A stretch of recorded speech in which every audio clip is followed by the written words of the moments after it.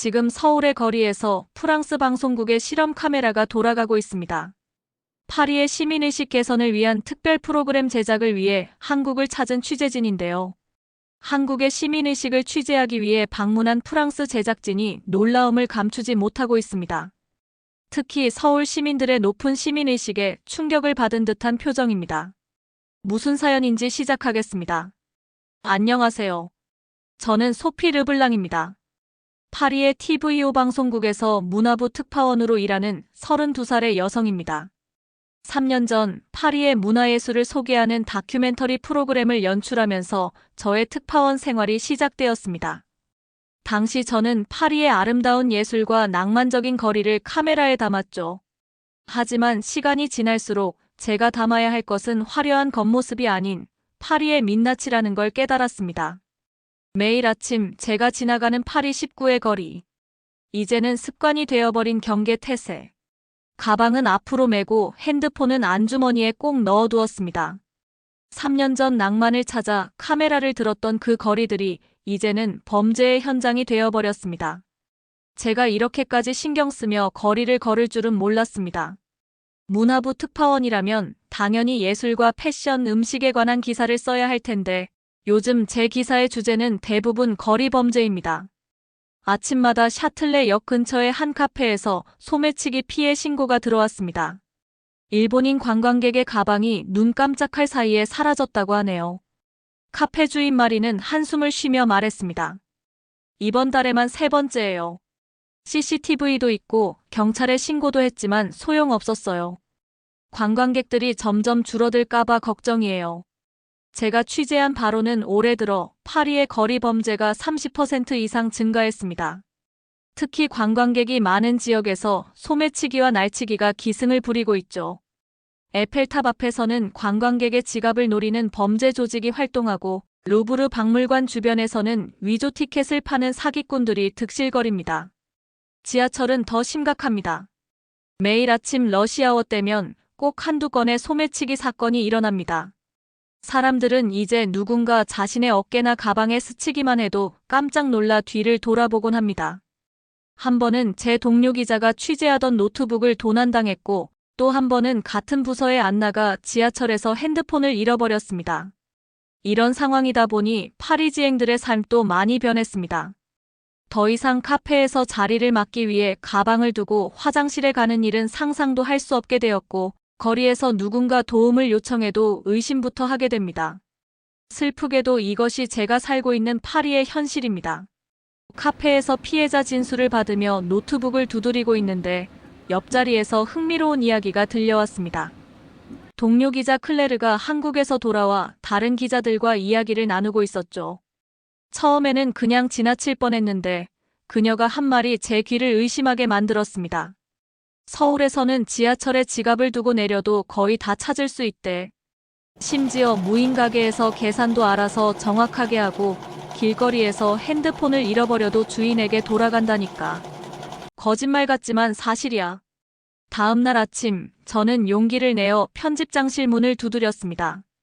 편집장 피에르는 항상 출입문이 살짝 열려있는 채로 업무를 보는데 오늘따라 문이 굳게 닫혀있더군요. 노크 소리에 들어오라는 낮은 목소리가 들렸습니다. 피에르는 컴퓨터 화면을 뚫어져라 보고 있었습니다. 화면에는 파리 경찰청의 최근 범죄 통계 자료가 떠 있었죠. 그래프는 모두 우상향. 특히 관광지 주변의 범죄율이 가파르게 상승하고 있었습니다. 소피, 이 자료 확인했어? 관광객 대상 범죄가 작년 대비 50% 증가했네. 피에르의 목소리에는 깊은 근심이 묻어 있었습니다. 이대로 가다가는 파리의 이미지가 완전히 망가질 거라고 말하는 그의 얼굴은 어두웠습니다. 저는 이 기회를 놓치지 않았습니다. 편집장님, 제가 새로운 기획을 제안드리고 싶습니다. 시민의식 파리와 서울의 차이라는 주제로 특별 시리즈를 만들면 어떨까요? 피에르의 눈동자가 반짝였습니다. 제가 들은 한국의 이야기, 클레르가 보여준 영상들, 그리고 제가 구상한 취재 계획을 설명했습니다. 특히 무인 상점과 분실물 처리 시스템, 그리고 시민들의 기본적인 신뢰관계에 대해 이야기했죠. 흥미로운데. 피에르는 의자에서 일어나 창가로 걸어갔습니다. 창밖으로는 센 강이 보였고 멀리 에펠탑이 희미하게 보였습니다. 우리 파리의 자존심은 무너져가는데 아시아의 한 도시는 이렇게 발전했다는 말에 이어 그는 잠시 생각에 잠겼습니다. 그러다 갑자기 돌아서며 말했습니다. 소피, 자네가 직접 가서 취재해보게. 그의 말에는 프랑스의 현실을 개선하고 싶은 절실함이 담겨 있었습니다. 한 달 정도면 될까? 피에르가 물었고 저는 고개를 끄덕였습니다. 한 달이면 충분할 것 같았습니다. 회의실로 자리를 옮겨 구체적인 계획을 세웠습니다. 시민의식을 검증할 수 있는 몇 가지 실험을 구상했고 현지 전문가 인터뷰 목록도 작성했습니다. 특히 피에르가 강조한 것은 객관성이었습니다. 단순히 한국을 찬양하는 기사가 되어선 안 된다고 했습니다. 어떻게 이런 시민의식이 형성됐는지, 우리가 배울 점은 무엇인지 깊이 있게 파고들어야 한다고 강조했죠. 편집실을 나오는데 문득 불안감이 들었습니다. 과연 제가 이 취재를 잘 해낼 수 있을까? 하지만 이내 마음을 다잡았습니다. 지금 파리에는 변화가 필요했고 그 변화의 시작점을 찾는 것이 저의 임무니까요. 데스크로 돌아와 한국행 비행기 표를 예약했습니다. 다음 주 수요일 인천행 비행기. 저의 취재 여정이 시작되었죠. 인천국제공항에 도착한 시각은 새벽 3시였습니다. 파리에서 12시간이 넘는 비행 끝에 도착한 공항은 제가 상상했던 것과는 전혀 달랐습니다. 한밤중임에도 불구하고 공항은 마치 나처럼 밝고 활기찼습니다. 첫 번째 놀라움은 입국장을 나오자마자 찾아왔습니다. 혼자 여행 가방을 끌고 가는 여성들이 보였는데 그것도 한 명이 아닌 여러 명이었습니다. 파리였다면 상상도 할 수 없는 광경이었죠. 심지어 그들은 휴대폰을 한 손에 들고 걸으면서 메시지를 보내고 있었습니다. 파리에서는 한밤중에 길거리에서 휴대폰을 꺼내드는 것 자체가 위험한 행동인데 말이죠. 공항에서 시내로 가는 택시를 탔습니다. 택시 기사님은 제가 프랑스에서 왔다는 걸 알고는 능숙하지는 않지만 영어로 이것저것 설명해 주었습니다. 서울의 야경, 24시간 문을 여는 상점들, 편의점 문화까지. 그러다 잠시 졸았나 봅니다. 택시에서 내릴 때 지갑을 놓고 내렸다는 것도 모른 채 호텔로 들어갔죠. 10분쯤 지났을까요? 호텔 직원이 다급하게 저를 불렀습니다. 택시 기사님이 지갑을 들고 호텔까지 다시 찾아왔다는 것이었습니다. 파리였다면. 아니, 그런 가정 자체가 무의미했습니다. 파리에서 택시에 지갑을 두고 내린다면 다시는 찾을 수 없을 테니까요. 다음 날 아침 본격적인 취재를 시작했습니다. 먼저 강남역 근처의 한 카페를 찾았습니다. 아침 시간이라 사람들로 북적였는데 놀라운 광경을 목격했습니다. 사람들이 자신의 노트북과 가방을 테이블에 두고 음료를 주문하러 가고 있었던 겁니다. 더 놀라운 것은 아무도 이 광경을 이상하게 보지 않는다는 점이었습니다.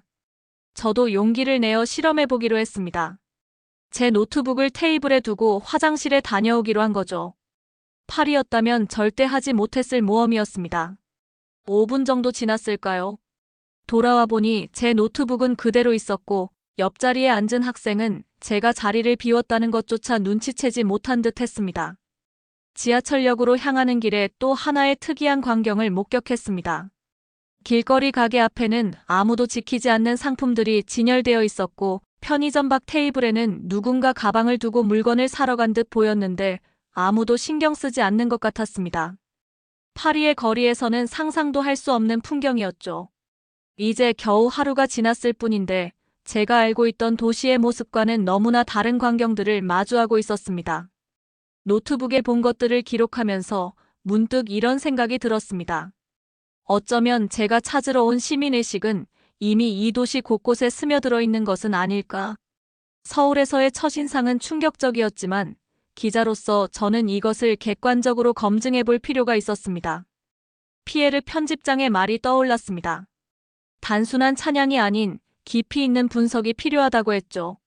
그래서 저는 3가지 실험을 계획했습니다. 첫 번째 실험은 지하철에서 진행하기로 했습니다. 제 지갑을 의도적으로 좌석에 떨어뜨리고 내리는 것이었죠. 물론 지갑 안에는 현금 대신 영수증만 넣어두었습니다. 서울 지하철 2호선 강남역에서 시작해서 잠실역까지 가기로 했습니다. 실험을 시작하기 전 저는 잠시 망설였습니다. 파리에서라면 절대 시도하지 못할 실험이었으니까요. 하지만 용기를 내어 지갑을 의자 밑으로 살짝 밀어두고 내렸습니다. 그리고 한 정거장 뒤에 다시 그 칸으로 돌아갔죠. 놀랍게도 제 지갑은 이미 영무원실에 보관되어 있었습니다. 제가 내리고 난 뒤 어떤 승객이 즉시 영무원에게 전달했다고 합니다. 더 놀라운 것은 제 지갑이 분실물 센터로 이동하기 전에 찾으러 온 것을 다행이라고 말씀하시는 영무원의 태도였습니다. 두 번째 실험은 좀 더 대담했습니다. 홍대 근처의 한 무인 카페에서 진행했죠. 이곳은 계산대에 직원이 없고 손님들이 직접 음료값을 내고 가는 시스템이었습니다. 저는 2시간 동안 카페 구석에 앉아 사람들의 행동을 관찰했습니다. 결과는 기대 이상이었습니다. 모든 손님이 예외 없이 정확한 금액을 지불했고 심지어 거스름 돈도 정확하게 가져갔습니다. 세 번째 실험은 제가 가장 긴장했던 실험이었습니다. 명동의 번화가에서 가방을 열어둔 채 걸어다니는 것이었죠. 파리였다면 누군가 손을 넣어 지갑을 훔쳐갈 수도 있는 위험한 상황이었습니다. 하지만 30분 동안 걸어다니는 동안 아무도 제 가방에 손을 대지 않았습니다. 오히려 3명의 시민이 제게 다가와 가방이 열려 있다고 알려주었습니다. 한 할머니는 직접 제 가방의 지퍼를 닫아주시기까지 했죠. 이 모든 광경을 카메라에 담으면서 저는 깊은 생각에 잠겼습니다. 이것은 단순한 우연이 아니었습니다. 이런 시민의식이 어떻게 형성된 것인지, 무엇이 이들을 이렇게 만든 것인지 더 깊이 알아볼 필요가 있었습니다. 제 노트북을 꺼내 그날의 실험 결과를 정리하면서 다음 단계를 계획했습니다. 이제는 전문가들을 만나 이런 시민의식이 형성된 배경에 대해 알아볼 차례였습니다. 한국의 교육자, 사회학자, 그리고 평범한 시민들의 이야기를 들어보기로 했죠. 서울대학교 사회학과 김 교수님과의 만남은 아침 9시에 시작되었습니다. 제가 관찰한 현상들에 대해 이야기하자 그는 고개를 끄덕이며 말을 이어갔습니다. 이런 시민의식은 하루아침에 형성된 것이 아니라고 했습니다. 1960년대 이후 급속한 경제 발전 과정에서 시민사회도 함께 성장했다는 설명이었죠. 특히 흥미로웠던 것은 교육에 대한 이야기였습니다. 초등학교 때부터 공동체 의식과 질서를 강조하는 교육이 이루어진다고 합니다. 청소당번, 급식당번 같은 활동을 통해 자연스럽게 책임감을 배우고 남의 물건을 소중히 여기는 태도를 익힌다고 했죠. 다음으로 찾아간 곳은 서울의 한 중학교였습니다. 점심시간이 끝난 후 학생들이 자발적으로 급식실을 정리하고 분리수거를 하는 모습이 인상적이었습니다. 파리의 학교에서는 상상하기 힘든 광경이었죠. 한 교사는 이런 자율적인 질서가 단순한 규율이 아닌 자연스러운 시민의식으로 자리 잡았다고 설명했습니다. 지하철 분실물 센터도 방문했습니다. 센터장님은 하루 평균 200여 건의 분실물이 접수되고 그중 80% 이상이 주인에게 돌아간다고 했습니다. 더 놀라운 것은 습득자의 70% 정도가 20대 젊은이들이라는 사실이었죠. 무인 가게를 운영하는 정소영 씨와의 대화도 인상적이었습니다. 3년 전 처음 무인 시스템을 도입했을 때는 걱정이 많았다고 합니다. 하지만 오히려 매출은 증가했고 손실률은 1% 미만이라고 했습니다. 신뢰가 신뢰를 낳는다는 말을 실감하는 순간이었죠. 마지막으로 만난 사람은 70대 할머니였습니다. 지하철에서 우연히 알게 된 분이었는데 제 취재 목적을 듣고는 흥미로운 이야기를 들려주었습니다. 어려웠던 시절에도 이웃 간의 신뢰는 깨지지 않았다고 합니다. 대문을 잠그지 않고 살았던 시절의 이야기는 마치 동화처럼 들렸습니다. 하루 종일의 취재를 마치고 호텔로 돌아오는 길이었습니다. 편의점에 들러 물을 사는데 계산대 앞에서 한 초등학생이 지갑을 주우며 주인을 찾고 있었습니다. 그 모습을 보며 문득 깨달았습니다. 이곳의 시민의식은 특별한 것이 아니었습니다. 오히려 너무나 자연스러운 일상적인 것이었죠. 노트북을 펴고 오늘 들은 이야기들을 정리하면서 제 머릿속에는 새로운 의문이 떠올랐습니다. 파리에서도 이런 변화가 가능할까요? 김 교수의 말처럼 시민의식은 하루아침에 만들어지는 것이 아니라면 우리는 언제 어디서부터 시작해야 할까요? 다음 날 아침 서울의 하늘은 잔뜩 흐려 있었습니다. 일기예보를 확인하니 오후부터 비가 온다고 했죠. 문득 머릿속에 새로운 실험 아이디어가 떠올랐습니다. 전날 인터뷰했던 사회학 교수의 말이 생각났거든요. 시민의식은 특별한 상황에서가 아니라 일상적인 순간에 더 잘 드러난다고 했었죠. 강남역 근처 편의점에서 우산 10개를 구매했습니다. 개당 2,000원짜리 우산이었죠. 간단한 안내문도 준비했습니다. 비가 오는 날엔 우산이 필요하시죠? 2,000원을 넣고 가져가세요. 라고 한국어와 영어로 적었습니다. 작은 돈통도 함께 준비했죠. 우산과 안내문, 돈통을 강남역 지하철 환승통로 한쪽에 설치했습니다. 그리고 저는 멀리서 그 광경을 지켜보기 시작했습니다. 파리였다면 아마도 우산은 순식간에 사라졌을 테고 돈통은 통째로 없어졌을 거예요. 오후 2시 예보대로 비가 내리기 시작했습니다. 사람들이 하나 둘 우산을 발견하고 멈춰 섭니다. 처음에는 의아한 듯 서성이다가 안내문을 읽고 고개를 끄덕이더군요. 첫 번째 손님은 젊은 직장인이었습니다. 그는 지갑에서 2,000원을 꺼내 돈통에 넣고 우산을 집어들었습니다. 그 후로도 많은 사람들이 우산을 가져갔습니다. 놀라운 것은 단 한 명도 돈을 내지 않고 우산을 가져가지 않았다는 점입니다. 오히려 어떤 사람들은 거스름 돈이 없다며 5,000원을 넣고 가기도 했죠. 한 중학생으로 보이는 남자아이는 동전을 하나하나 세어가며 정확히 2,000원을 맞추어 넣었습니다. 3시간이 지나고 우산이 모두 소진되었을 때 저는 돈통을 확인해 보았습니다. 놀랍게도 우산 가격의 총합인 2만 원보다 더 많은 28,000원이 들어있었습니다.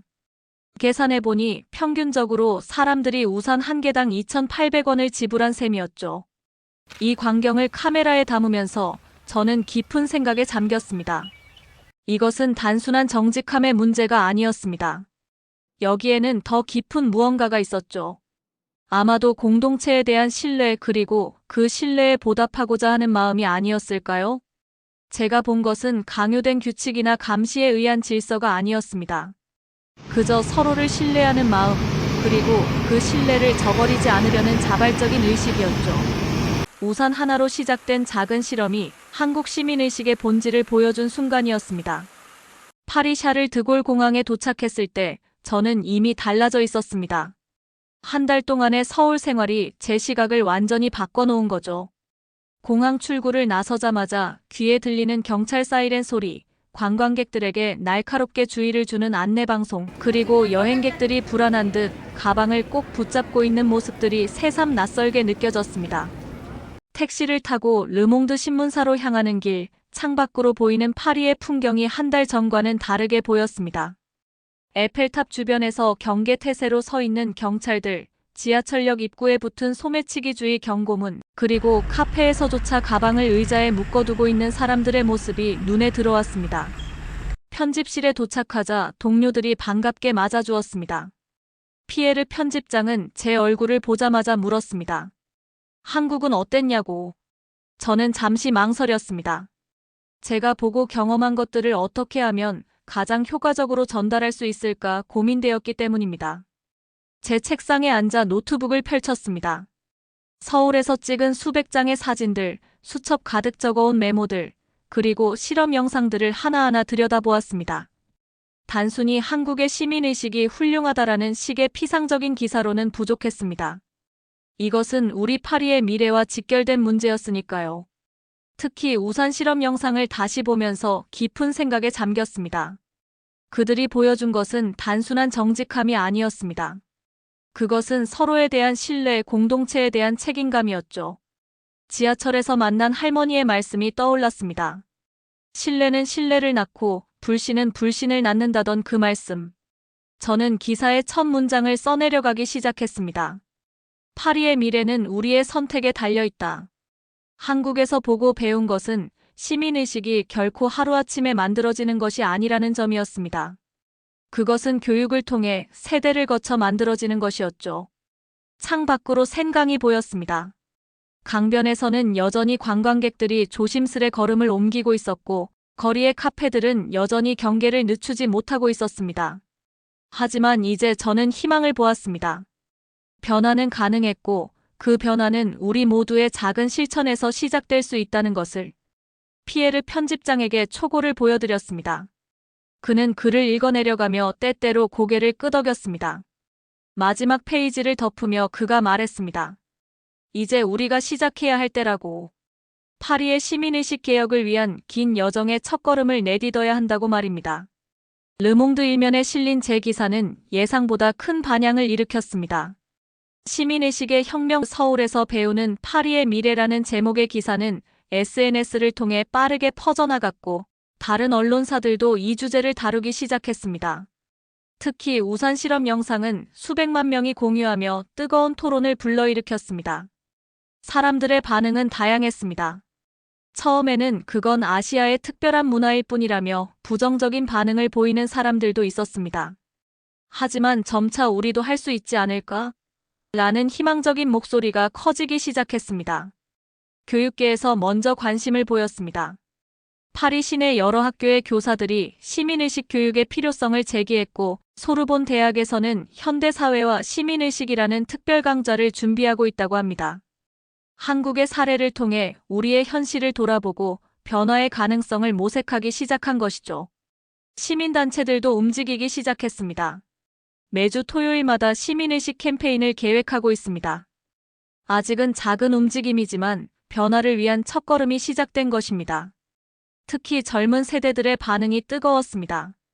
SNS에서는 해시태그 파리 이변화 해시태그가 트렌드가 되었고 대학생들은 캠퍼스 내에서 작은 실험들을 시도해보자는 제안을 하고 있습니다.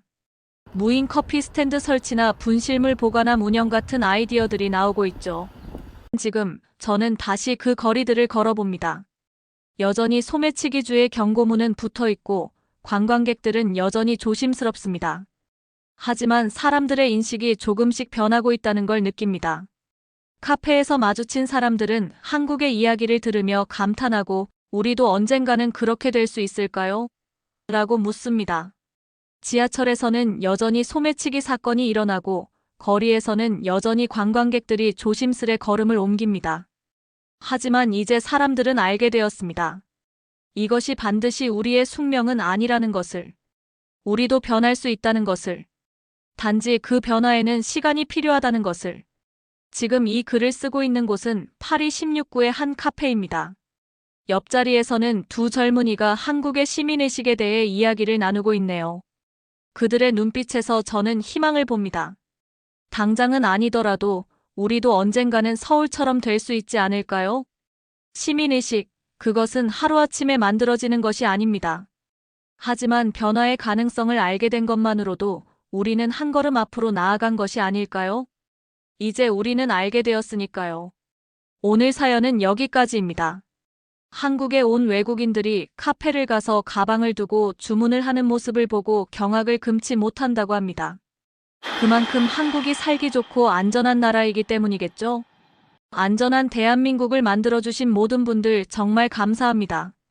여러분들의 생각은 어떠신가요? 사연이 마음에 드셨다면 좋아요와 구독 부탁드릴게요. 감동포착 시청해주셔서 감사합니다.